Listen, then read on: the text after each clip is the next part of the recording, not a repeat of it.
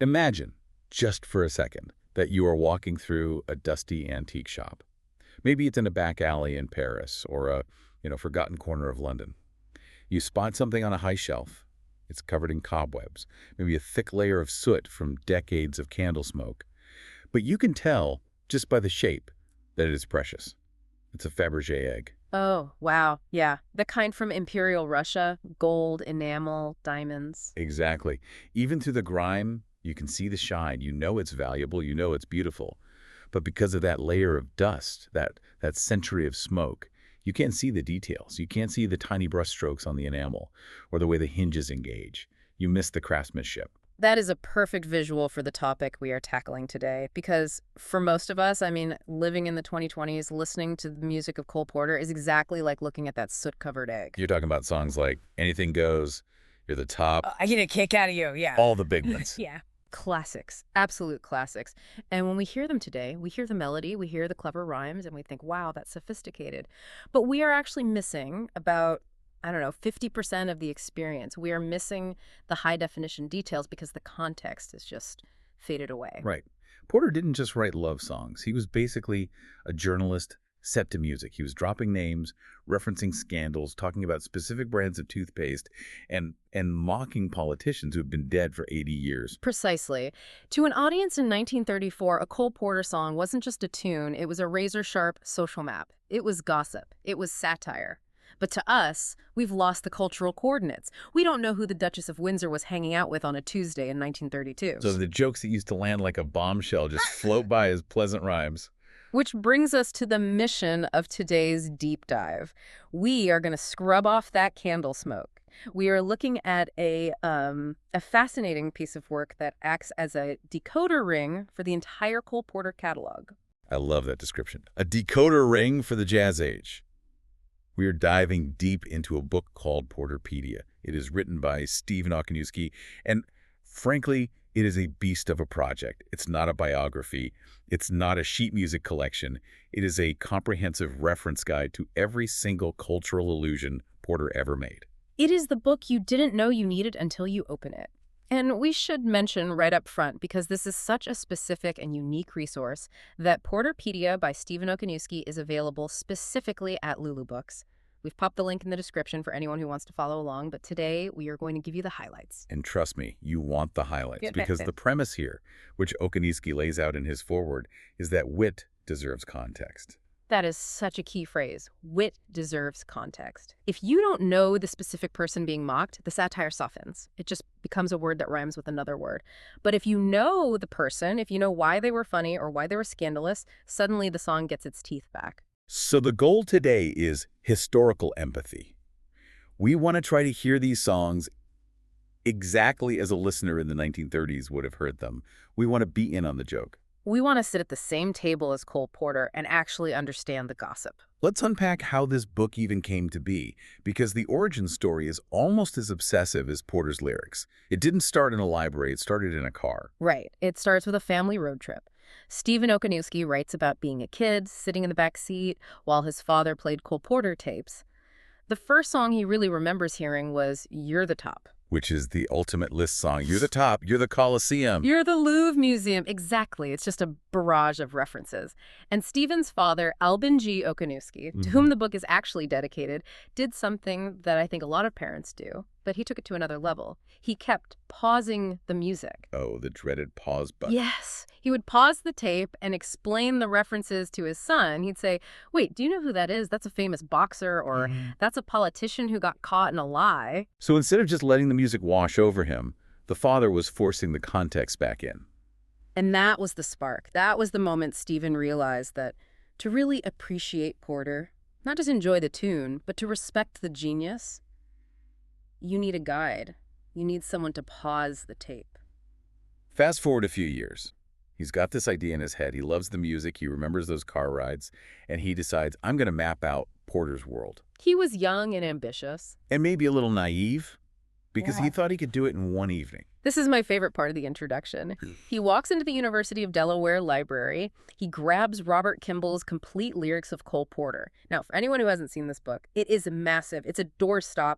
It contains nearly 800 songs. And Stephen brings one tool with him. One yellow highlighter. Just one. Just one. He sits down and thinks, okay, I'm just going to read through, highlight every name or place I don't know, look them up, and I'll be done by the time the library closes. I can hear the narrator voice saying, he was not done by the time the library closed. Not even close. He describes the scene so vividly. He says by the end of that first night, his hand was physically cramping.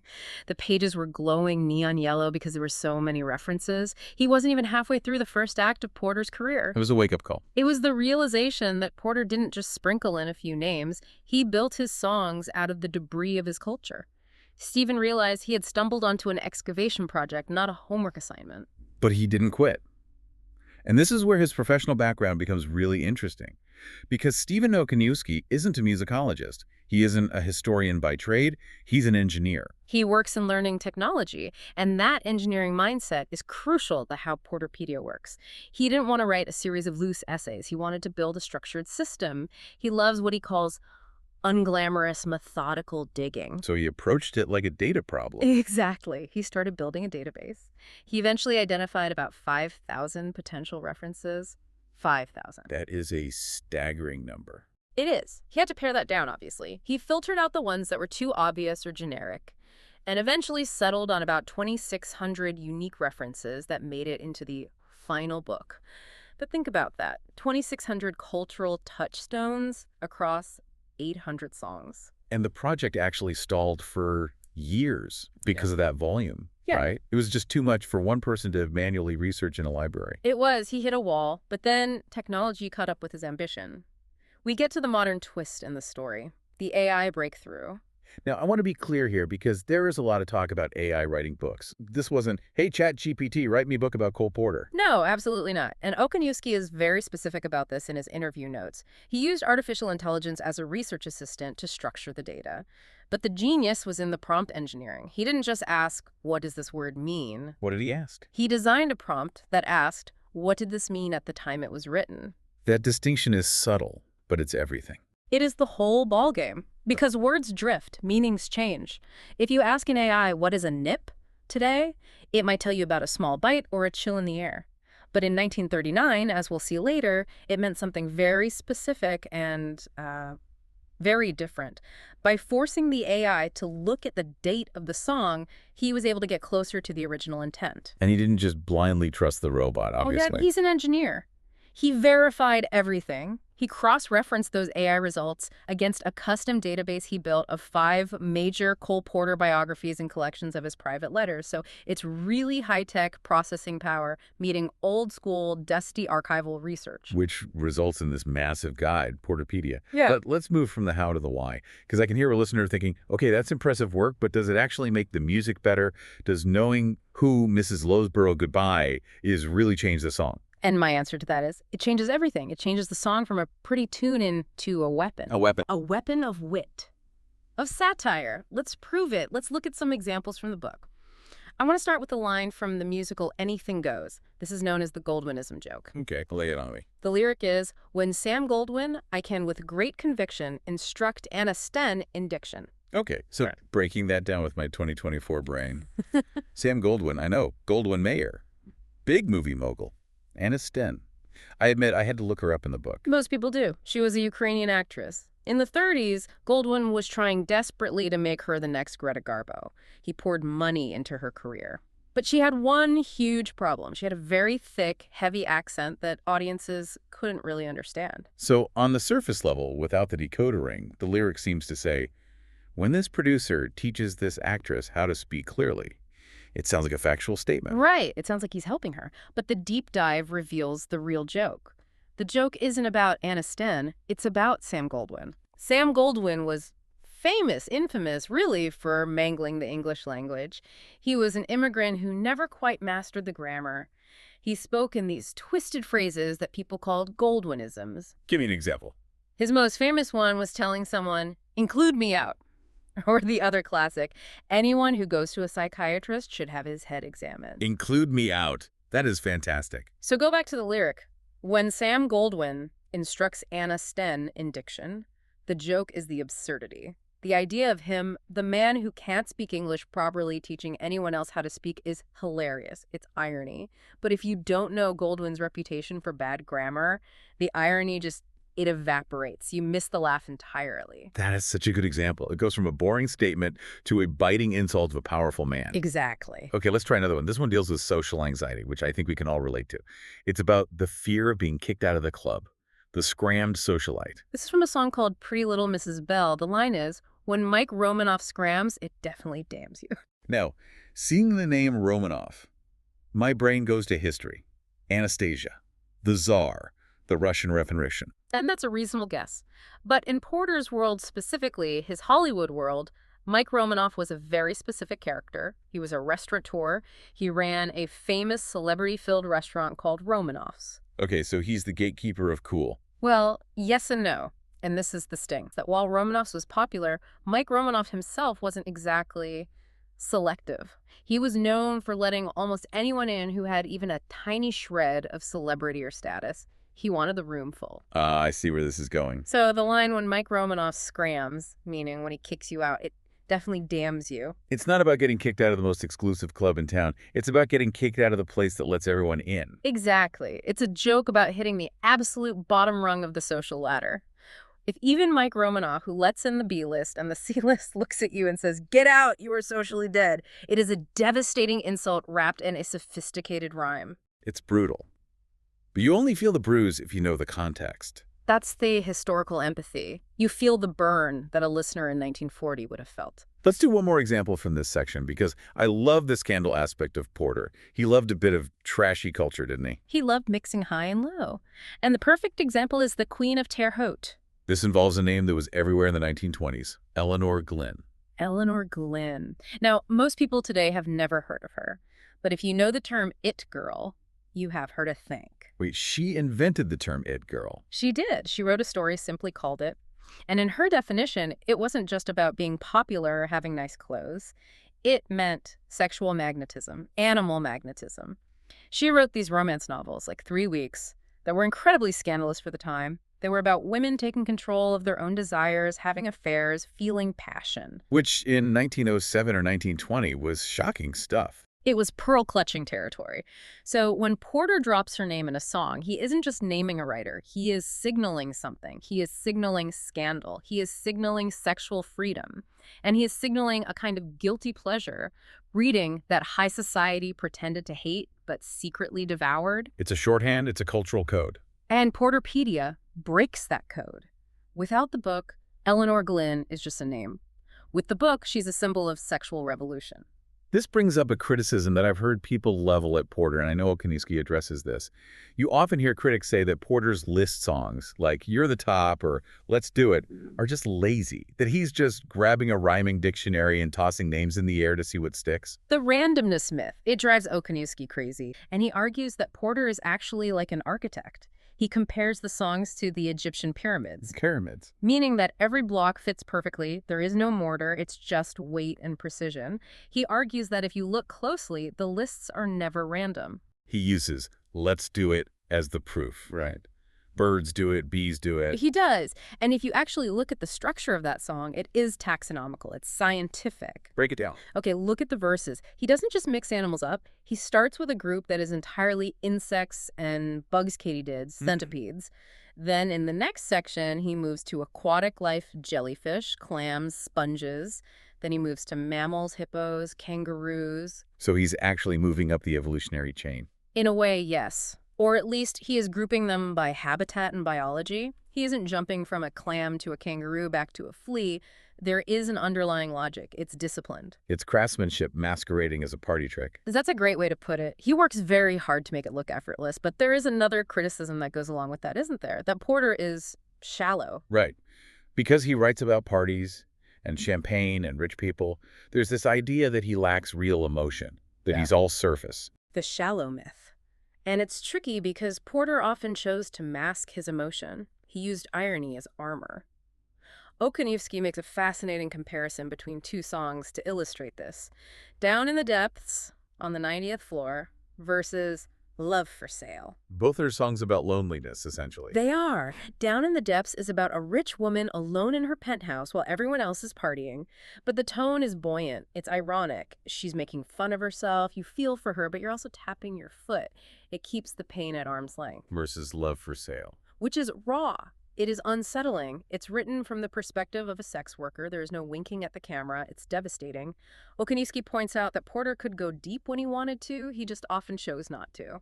The author actually points to a specific song as the most autobiographical, You're Too Far Away. Yes, from the musical Nymph Errant. Okoniewski argues that this track is Porter without the armor, and this connects to the research he did into Porter's private letters. We have to remember Porter was a gay man living in the early 20th century. Exactly. He was married to a woman, Linda Lee Thomas, in a very supportive relationship, but his romantic and sexual life with men had to be hidden or coded. His private letters reveal this intense, often unreturned yearning. He would fall for people who couldn't or wouldn't love him back in the same way. And You're Too Far Away captures that. It captures that specific ache of emotional distance. Even if the person is in the room, they are too far away.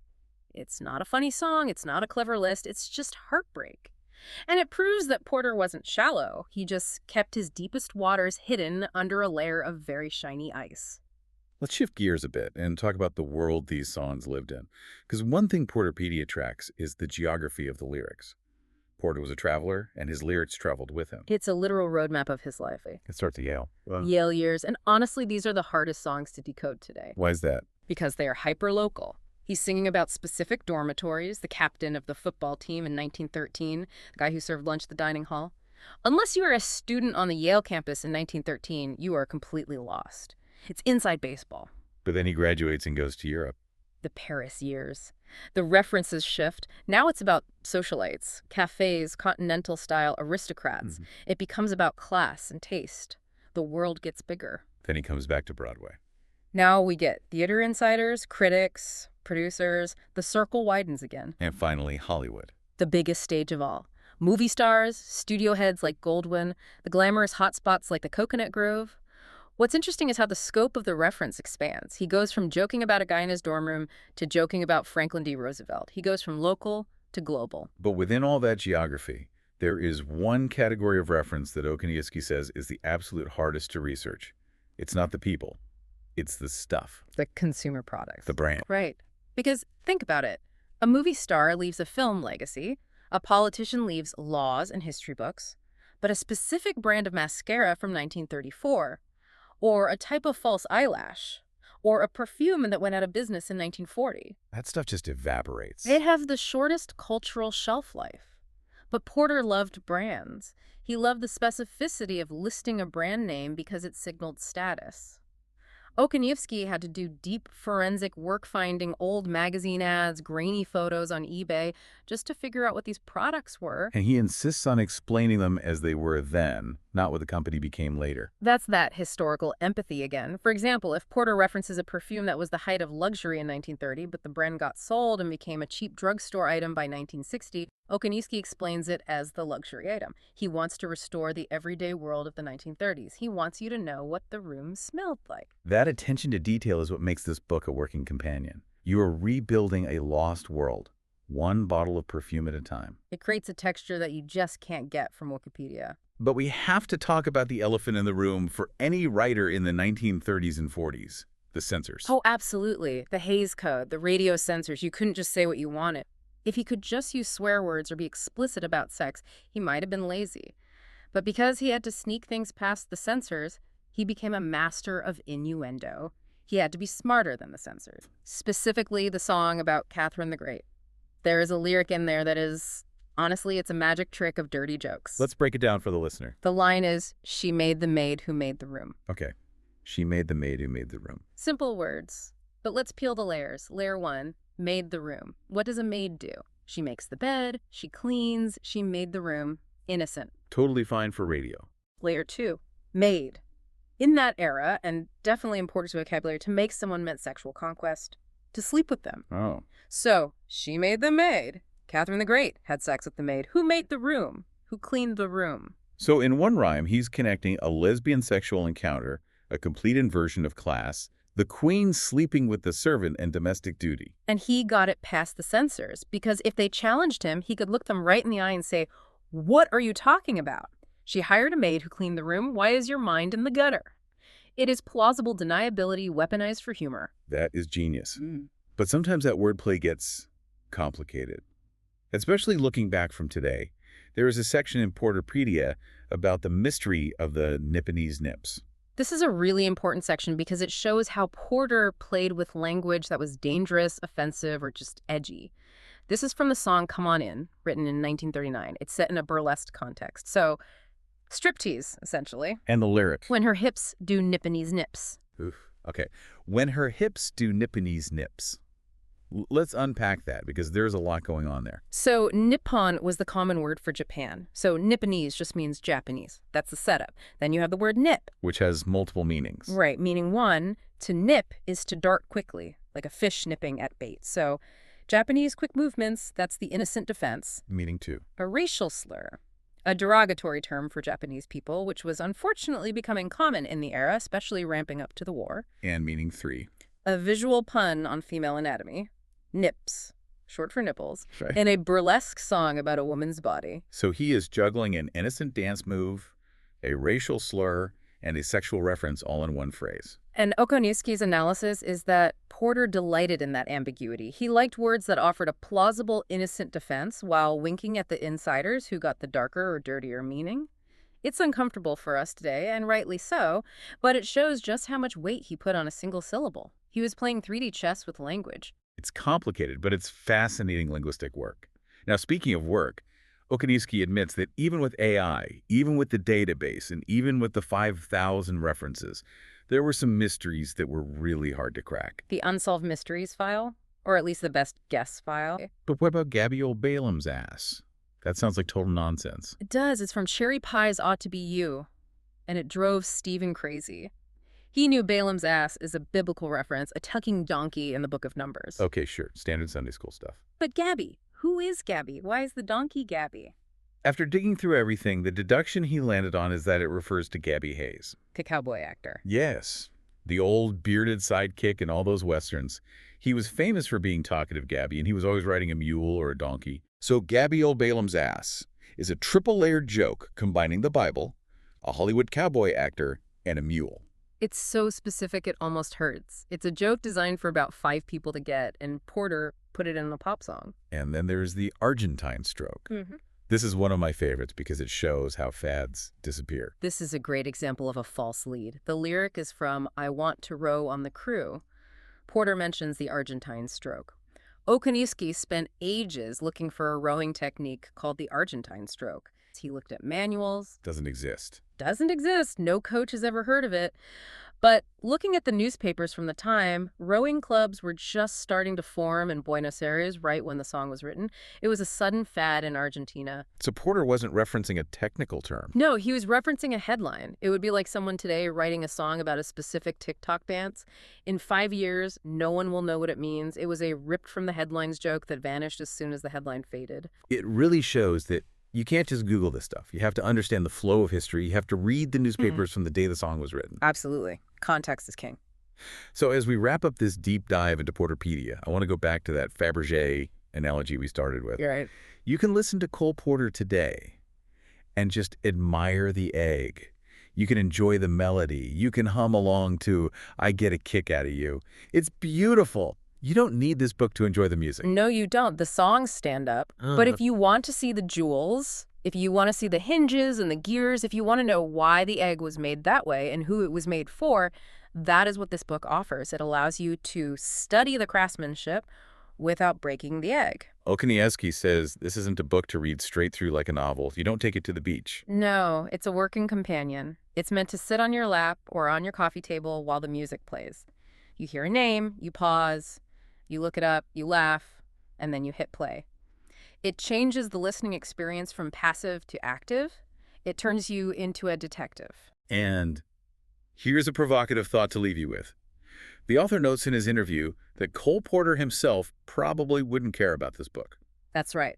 Porter was very unsentimental about his work. He believed popular songs die the day they were born. He thought they were disposable entertainment. He wrote for the moment, not for the ages. But by writing this book, by building this database, by decoding the lyrics, are we proving him wrong? I think we are, or at least we are fighting against that death. But it raises a really interesting question for you listening.